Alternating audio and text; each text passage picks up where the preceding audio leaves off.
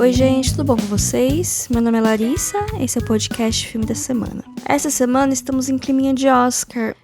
Que coisa, né? Mas hoje ainda não é o meu episódio com as apostas dos vencedores do Oscar ou dos meus favoritos, até porque eu ainda não terminei a minha maratona, apesar de já ter visto os 10 indicados a melhor filme. Eu tô planejando com um episódio de apostas pro Oscar pra sair no dia 7 de março, uma semana antes da cerimônia, que vai ser no dia 15. Mas no episódio de hoje eu queria falar de outra coisa. Queria falar como funcionam as campanhas dos filmes pro Oscar. Ou, assim, claro que de um jeito bastante resumido, vai ser um episódio relativamente curto. Mas para vocês terem uma noção do que acontece. Porque o Oscar é um concurso de popularidade. É um prêmio da indústria pra indústria.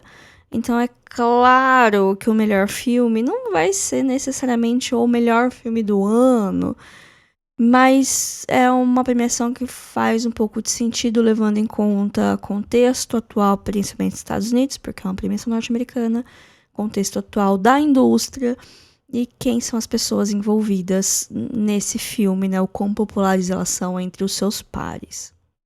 E quando eu falo de campanha, eu quero que vocês pensem nelas como campanhas eleitorais mesmo, porque a mecânica é parecida. Acaba vencendo quem é mais popular, de quem as pessoas gostam mais, o filme que permanece na cabeça das pessoas por mais tempo. Isso acaba fazendo o Oscar ser relativamente previsível, e mesmo quando acontecem surpresas, elas não vêm do nada para quem tá acompanhando a temporada e os outros prêmios e o que vem acontecendo. Mas vamos começar do começo. Quem vota no Oscar? O prêmio é dado pela Academia de Artes e Ciências Cinematográficas através de uma votação entre os seus membros ativos. Daí a gente tem um corpo votante de umas 10 mil pessoas, todos são profissionais da indústria do cinema, então atores, diretores, produtores, documentaristas, figurinistas, animadores, etc. As pessoas entram para a academia por convite, geralmente acontece quando elas são indicadas ao prêmio ou têm algum destaque no meio. De uns anos para cá houve uma preocupação em dar uma renovada no corpo votante, que antes era composto, em sua maioria, por homens brancos idosos. Então eles resolveram dar uma diversificada nas pessoas que eles convidam. E também tem a imposição de uma regra de alguns anos para cá, que apenas membros ativos da indústria podem votar na premiação. Ou vencedores anteriores do Oscar, eles têm direito vitalício de votar. Essa é uma diferença bem importante entre o Oscar e outras premiações que são dadas por críticos ou pela imprensa. O trabalho do crítico de cinema é ver filmes, então aqueles profissionais devem ter assistido, sem muito esforço, a maioria das produções que foram lançadas naquele ano no território onde eles vivem. E justamente por eles verem tantos filmes, costumam ser um pouco mais rígidos no seu julgamento. Imagina você ver vários filmes genéricos, com história fraca, direção desinteressante, um seguido do outro. É claro que você vai ser duro na sua crítica. Por isso que tem às vezes algumas pessoas que veem um filme que foi massacrado pela crítica e falam, mas não achei tão ruim assim. Mas aí a pessoa assiste 2 filmes por mês. E a última vez que assisti um filme daquele faz um tempo, nem lembra mais. Então, são coisas para se colocar na perspectiva. Eu particularmente detesto essa rivalidade que se cria entre crítico, como se fosse uma pessoa arrogante, inalcançável, e público, como se fosse uma coisa boa e divertida. Existem nuances nesse tipo de coisa. E aqui eu não tô falando que o prêmio da crítica vai ser mais justo, porque também existe lobby nele, também existem perfis de críticos diferentes em lugares diferentes. Eu gosto mais de ver críticas de pessoas brasileiras do que de pessoas de fora do país, e mesmo aqui no Brasil existem algumas linhas de pensamento e de crítica distintas, então nem por isso o prêmio da crítica vai ser, entre muitas aspas, mais justo, mas existe uma tendência a dar destaque a filmes que tomam mais riscos, tem um lado mais criativo, que tem algumas coisas diferentes. Enquanto muitos dos filmes que se destacam na temporada da crítica chegam fortes pro Oscar, não é uma regra de como o filme vai performar. Não acontece com todos. Tem alguns filmes que a crítica gosta muito, mas que a indústria não liga muito, e vice-versa também. Tem alguns filmes que a crítica meio que abandona, mas quando chega nas premiações da indústria, ele ganha força, tipo Bugônia, por exemplo, foi o que aconteceu. Ele não ficou no top 10 de quase ninguém que eu me lembre, ou se ficou em posições mais baixas. Mas agora aqui no Oscar ele tá com várias indicações, inclusive nas categorias principais. Tem também outros prêmios que são dados pela imprensa, como o Globo de Ouro. O Globo de Ouro tem tentado criar uma personalidade distinta nos últimos 2 anos, focando muito mais nos votantes internacionais, até porque o corpo votante do Globo de Ouro é a Associação de Imprensa Estrangeira de Hollywood. Então faz sentido focar no lado estrangeiro, né, dessas pessoas, porque tem pessoas do mundo todo votando lá. E também eles estão tentando se desvincular com unhas e dentes do passado cheio de polêmicas. Não sei se vocês se lembram, mas 2020 e 2021 nem cerimônia teve, porque eles estavam atolados até o pescoço com escândalos justos. Porque antes disso era super normal falar que o Globo de Ouro era comprado, porque meio que era. Tanto que foi comprovado e pegou super mal pra eles, mas agora eles estão em renovação, tanto de corpo votante quanto de quantidade. Eles estão com bem mais votantes. E quanto mais votante tem, mais difícil é de comprar. Antes eram umas 100 pessoas, então era bem mais tranquilo. Agora acho que tem mais.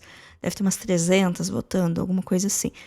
E nas premiações a gente tem também os prêmios dos sindicatos, que também é dado por trabalhadores da indústria. Ele está na caixinha de prêmios da indústria. Cada profissão, por assim dizer, tem o seu próprio sindicato e cada sindicato tem a sua premiação própria. Boa parte do corpo votante também vota no Oscar, então é interessante notar tendências, lugares onde os resultados batem. Ele serve como um termômetro para o Oscar. Mas os sindicatos eles não são tão abertos a filmes que não são dos Estados Unidos.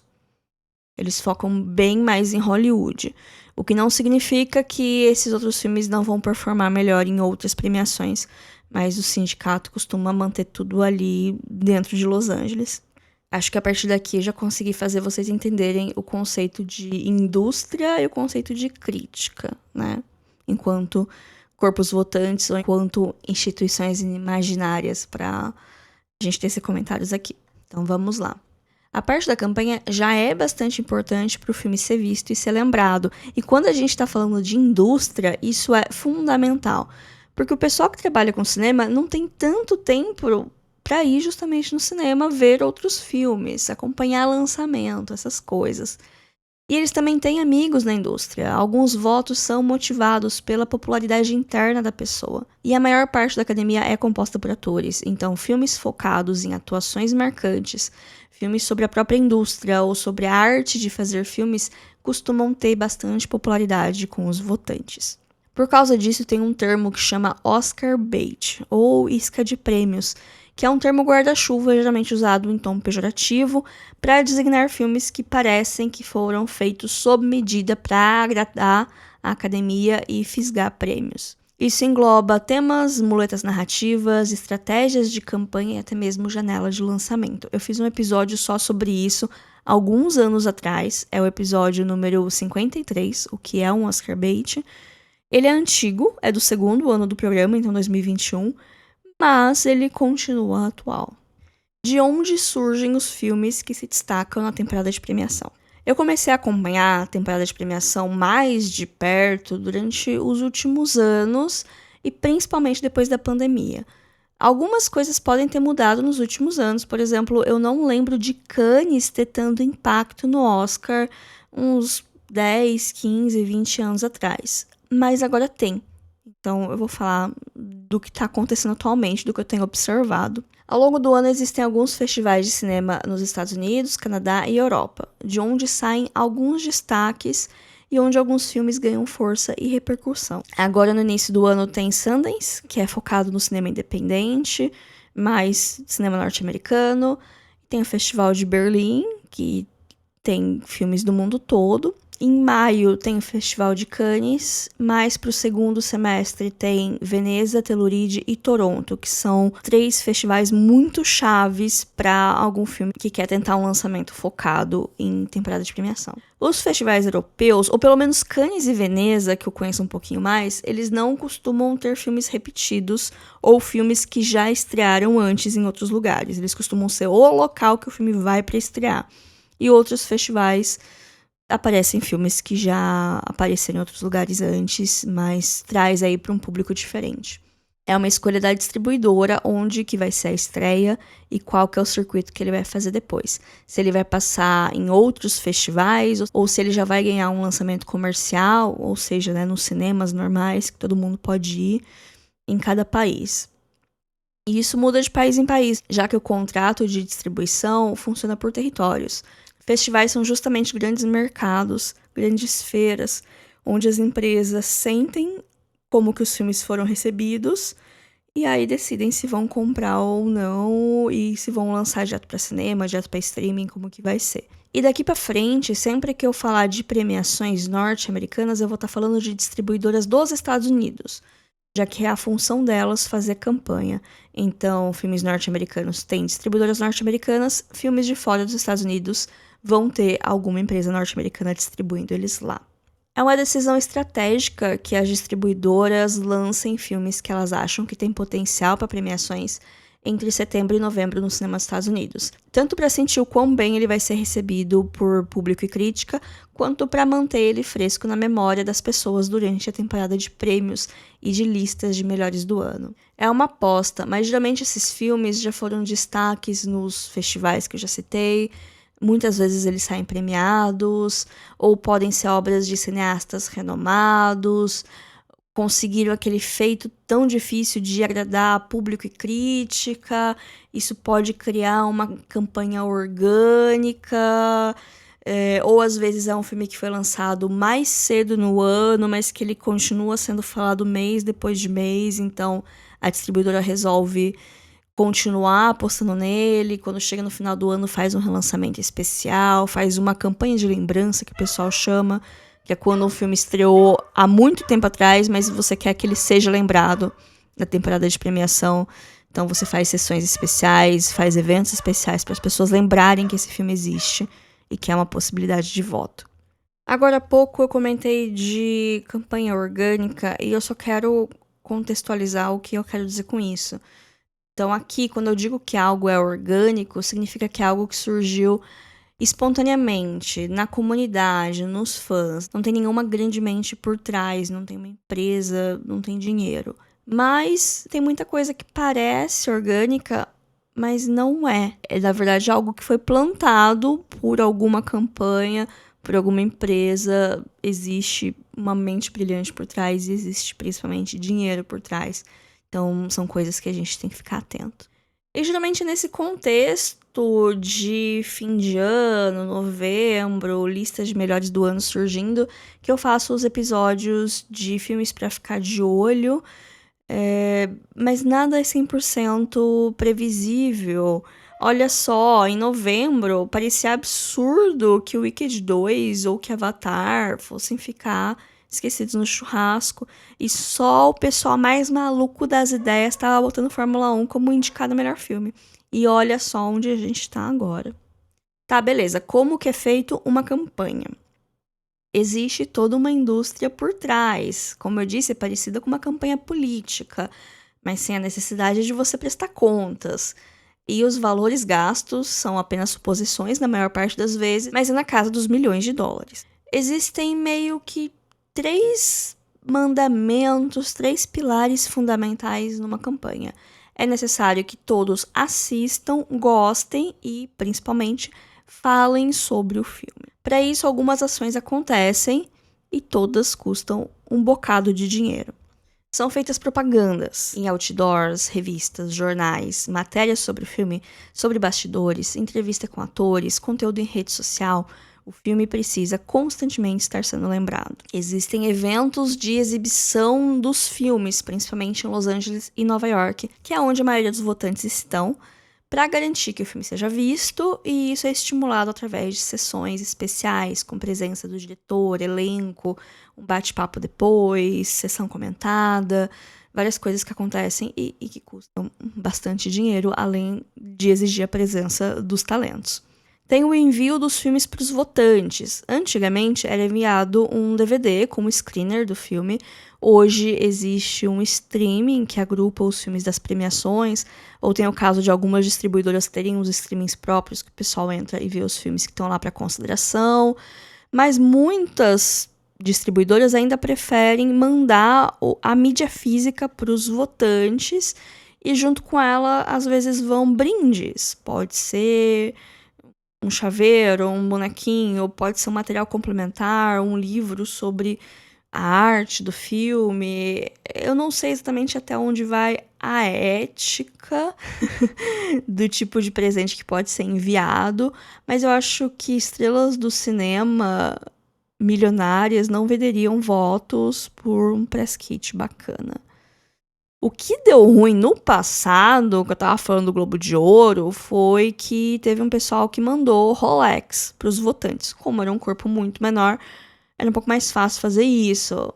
Mas a academia do Oscar tem mais de 10 mil votantes e comprar todos eles seria caro, além de bastante arriscado. E também, por último, acho que o que a gente mais vê, que mais chega pra gente, é deixar os talentos, deixar os rostos do filme fazerem relações públicas. Isso envolve participar de todos os eventos possíveis, eventos organizados pela academia ou não, estar lá no meio do pessoal, ir para programa de TV dar entrevista, ir em programa de TV participar de qualquer coisa que deem para eles fazer, estar em capa de revista, toda hora aparece algum corte de alguma coisa na sua rede social. Eles vão compartilhar histórias dos bastidores, eles pedem para a pessoa ver o filme, eles deixam a impressão de que foi o maior e melhor trabalho da carreira deles, mas ninguém pode implorar por um voto. Isso já aconteceu no passado, foi meio feio. Então você não pode pedir voto para você ou para seu filme. O que você faz é deixar o filme para consideração. Pedir que as pessoas vão assistir o filme, pedir que as pessoas falem sobre o filme nas redes sociais. Existe todo um palavreado certo para passar essa mensagem sem parecer que você está implorando. Tem um trabalho bem pesado dos profissionais de publicidade e de relações públicas por trás. Os atores eles passam pelo chamado media training, mesmo os que parece que não. Divulgar um filme e fazer campanha para ele faz parte do trabalho dos talentos e de todos os rostos que estão associados da obra. Quando um ator ganha o cachê do filme, geralmente já está incluso esse tipo de trabalho também. Até porque, quanto mais alto o cachê, mais conhecido é aquela pessoa. Então não basta apenas estar o rosto dele estampado ali no pôster. Você precisa ir nos lugares e dar as entrevistas e ser lembrado e usar do seu carisma para tentar atrair o público. Dentre várias estratégias que são escolhidas pela distribuidora, também existe a de surfar na onda das indicações que o filme já tem. Se o Wagner Moura não tivesse ganhado o Globo de Ouro, as chances dele ter sido indicado pro Oscar seriam bem pequenas. Ano passado, ninguém fora da bolha cinéfila sabia muito bem o que era o filme Flow até ele ganhar o Globo de Ouro, desbancando grandes favoritos. Algumas oportunidades surgem e é importante aproveitar o momentum delas também. Aliás, momentum é um bom termo, porque você pode ter a melhor estratégia possível, mas se você perde um timing, tudo pode ir por água abaixo. E é dessa época que polêmicas antigas ou não de indicados podem ressurgir. Quando isso acontece, dificilmente é orgânico, mas é uma coisa difícil de rastrear a fonte. Muito menos ligar ela à campanha dos oponentes. E isso pode prejudicar ou não. Todo mundo lembra do caos da Carla Sofia Gascon ano passado, e eu ouso dizer que só teve os estragos que teve porque a grande vilã era uma mulher trans. E porque nós brasileiros aproveitamos demais esse timing. Bom, a Sony Classics, né, que estava fazendo a campanha do Ainda Estou Aqui, surfou como ninguém nessa onda. Mas lá no longínquo ano de 2017, teve uma outra polêmica com o Casey Affleck, que ele estava como favorito naquele ano no Oscar de melhor ator, por Manchester à beira-mar, e durante a época das campanhas voltou à tona uma notícia de abuso sexual cometido pelo ator. Foi um grande bafafá no mundinho cinéfilo, ou pelo menos na minha bolha do DDC, mas no fim não importou, ele ganhou aquele Oscar. A treta desse ano envolve o Marte Supreme, com a volta de uma notícia antiga que elucida porque os irmãos Safdie pararam de trabalhar juntos, né? Um deles dirige o Marte Supreme e o outro foi dirigir aquele filme de luta lá com o The Rock. E tem a ver com abuso de menor de idade no set. É uma história meio complicada, mas é uma história antiga e voltou agora. Se isso vai atrapalhar a campanha do filme, que é um forte candidato a melhor ator, só o tempo vai dizer. Eu acho que não, mas eu queria que sim, porque eu não queria que o Timothée Chalamet ganhasse esse prêmio, mas vamos ver, né? Quem paga, quem organiza tudo isso? Como já disse, as distribuidoras dos filmes nos Estados Unidos. Aqui no Brasil, eu sei que existe uma espécie de bolsa-auxílio para o filme que é escolhido para representar o país no Oscar, que é um valor irrisório. Ele paga uma exibição para um público pequeno e é meio que isso. Para ganhar um prêmio, o filme precisa ser visto, gostado e bastante comentado. Esses 3 elementos que já falei lá atrás. E para isso precisa de uma boa quantidade de dinheiro. Às vezes, pessoas físicas injetam dinheiro próprio nas campanhas, mas aí é cada um. Por causa disso, é normal que cada distribuidora escolha um filme para focar a sua energia e os seus recursos. Às vezes, como nesse ano, tem distribuidoras com mais de um filme, mas focado em categorias distintas. Eu vou falar agora quem está por trás das campanhas dos principais filmes dessa temporada do Oscar 2026. A Warner tá com a maior bucha, mas ela pode ter os maiores louros. Ela tá com 2 filmes muito grandes. Os maiores da temporada estão com ela, que é Pecadores e Uma Batalha Após a Outra. E eu já vou dizer que Uma Batalha Após a Outra chega como favorito. Os norte-americanos amaram ele. A academia gosta muito do Paul Thomas Anderson. O filme tem tudo para levar roteiro, direção, eu acho que ator coadjuvante, filme, além de umas outras vitórias aqui e ali que eu não parei para analisar ainda. Por outro lado, Pecadores não é apenas o filme com mais indicações esse ano, mas também é o filme com mais indicações na história do Oscar, que esse ano conta com uma categoria nova, a de melhor elenco, e isso deve ter possibilitado esse recorde. Então é uma situação difícil, porque são 2 filmes grandes, são 2 filmes muito bem avaliados por público e crítica. 2 filmes que eu ouso dizer brigam de igual para igual em melhor filme. Eu gosto bem mais de Pecadores, mas a Warner é um estúdio super tradicional. Por mais que ele não esteja no seu melhor momento financeiro atualmente, ele tem respeito, história e conexões para fazer campanha. Esses 2 filmes são dirigidos por diretores relativamente jovens, mas com vários filmes no currículo e fãs fiéis, e são estrelados por grandes atores. Como disse, não é fácil de gerenciar tudo isso, mas eu acho que ela consegue o Oscar de melhor filme esse ano. O último Oscar da Warner de melhor filme faz tempo, foi com Argo em 2013. Mas de todas as companhias que eu vou falar aqui hoje, a Warner é uma das que mais venceu Oscar de melhor filme. A Neon também tem 2 filmes indicados a melhor filme, que é O Agente Secreto e Valor Sentimental, mas ela também é responsável pelas campanhas de Foi Apenas um Acidente e Sirhat, quase zerando a categoria de filme internacional. Só tem um filme dos 5 que não tá debaixo do guarda-chuva da Neon.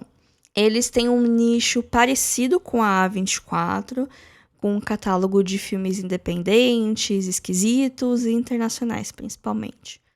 Desde 2019, eles compram o vencedor de Cannes. Isso tudo antes do vencedor ser anunciado. A compra dos direitos dos filmes acontece antes da cerimônia de premiação. E eles têm acertado, têm feito boas compras sempre no festival, sempre escolhendo os filmes que vencem a Palma de Ouro. Esse ano eles estavam malucos, eles saíram comprando filme torto à direito.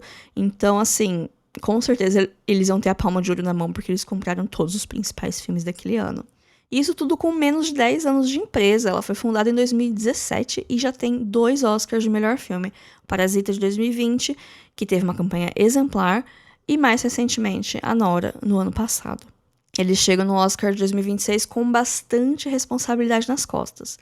Eu acho que estão fazendo um bom trabalho com o Agente Secreto, mas eu sinto que Valor Sentimental perdeu muita força para um filme que tem a quantidade de indicações que ele tem. Vamos ver se eles vão dar conta. A Netflix também tá com 2 filmes, mas ao contrário da Warner, são 2 filmes que estão bem longe de serem os destaques da temporada, que são Frankenstein e Sonhos de Trem. A Netflix não tem o Oscar de melhor filme, ele já ganhou filme internacional algumas vezes, fez várias apostas arriscadas, principalmente ano passado com Emília Pérez, e esse ano parece que eles estão recalculando a rota. Sabe, ano que vem ele não aparece com um candidato mais forte. Mas que a Netflix tá desesperada por conseguir esse Oscar, ela tá. Outra distribuidora que tá com 2 filmes é a Fox Features, e eu não tinha nem me atentado pra isso até montar esse roteiro. Eles estão com as campanhas de Bugônia e de Hamnet, que são 2 filmes que a maior força deles tá na atuação feminina. É engraçado notar que Bugônia mal foi lembrada na temporada da crítica, mas apareceu super forte nos prêmios da indústria, que mostra como o Yorgos Lanthimos e a Emma Stone são queridos por eles. Mas Hamnet tem o Spielberg por trás, produzindo e apadrinhando. E eu gostei muito mais de Hamnet, então eu torço por ele. E se a Jessie Buckley não ganhar esse Oscar, eu vou marchar pra Hollywood, sei lá, não sei. Esse ano temos um filme da Apple TV, que é o filme da Fórmula 1.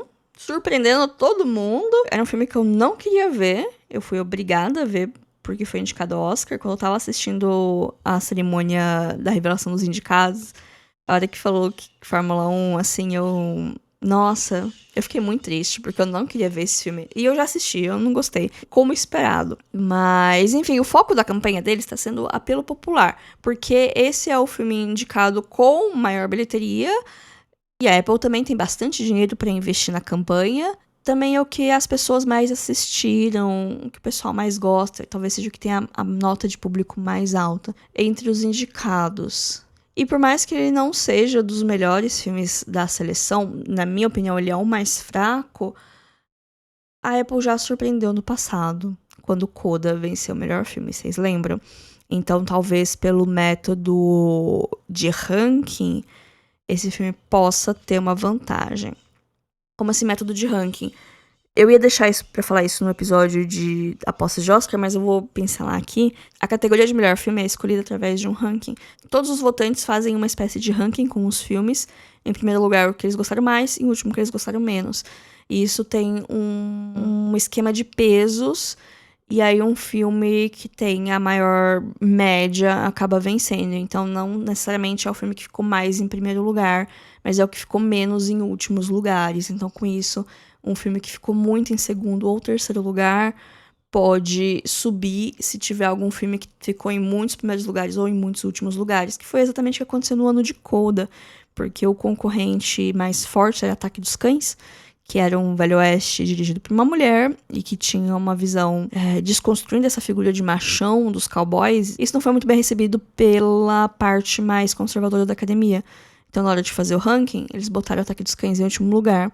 Isso fez o filme perder um pouco de força. E Coda, que tava comendo pelas bordas até então, que era um filme fácil de gostar. Eu gostei muito de Coda, porque ele é um filme muito fácil de gostar. Então, ele ficou numa posição muito alta no ranking de todo mundo, e aí ganhou o Oscar.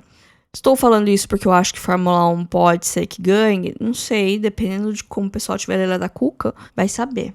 Não ficaria surpresa se fosse o caso, né? Se Fórmula 1 vencer o Oscar, vocês ouviram primeiro aqui que essa possibilidade existe, mas vamos ver, né? Se eu for falar aqui os filmes que eu acho que eu tenho certeza que não ganham o Oscar de jeito nenhum, Frankenstein e Sonhos de Trem. Eu acho que as únicas certezas que eu tenho são essas. De resto, qualquer coisa pode acontecer.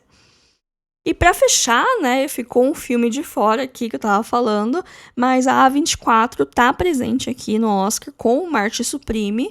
A campanha pro Timothée Chalamet tá feroz, ele é o favorito atualmente, que me irrita bastante, porque o personagem dele é insuportável e ele tá adotando um comportamento parecido com o do personagem nas entrevistas.